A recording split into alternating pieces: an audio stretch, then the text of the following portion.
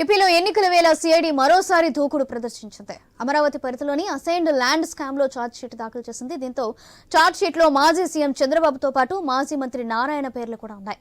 దాదాపు 1100 ఎకరాల్లో 4400 కోట్ల స్కామ్ చేశారన్నది సిఐడి ఆరోపణ. బినామీల పేర్లతో 100 ఎకరాలు నారాయణ కొనుగోలు చేస్తున్నట్లుగా ఛార్జ్ షీట్ లో ప్రస్తావించారు.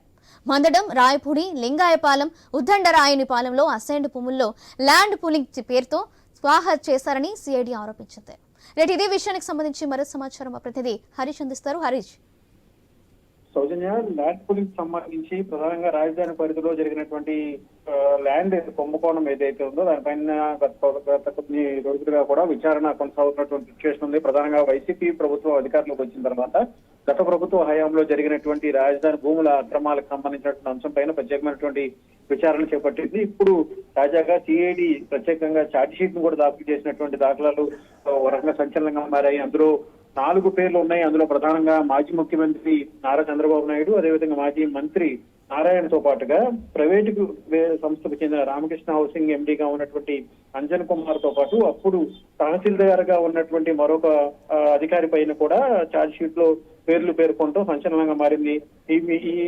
ఇందులో భాగంగానే మందరం, అదేవిధంగా రాయపూడి, లింగాయపాలెం, ఉద్దండరాయనిపాలెం వంటి కీలకమైనటువంటి ప్రాంతాల్లో అసైన్డ్ ల్యాండ్స్ కి సంబంధించినటువంటి వ్యవహారం పైన విచారణ జరిగినట్టుగా పేర్కొన్నారు.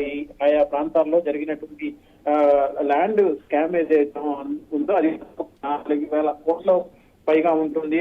దాదాపుగా 1100 ఎకరాల్లో అసైన్ సంబంధించినటువంటి అంశం జరిగిందన్నటువంటి ఒక విచారణ సిఐడి పేర్కొన్నట్టుగా పేర్కొంది. అందులో భాగంగానే ఛార్జ్ షీట్ దాఖలు చేయడం కూడా ఒక రకంగా సంచలనంగా మారింది.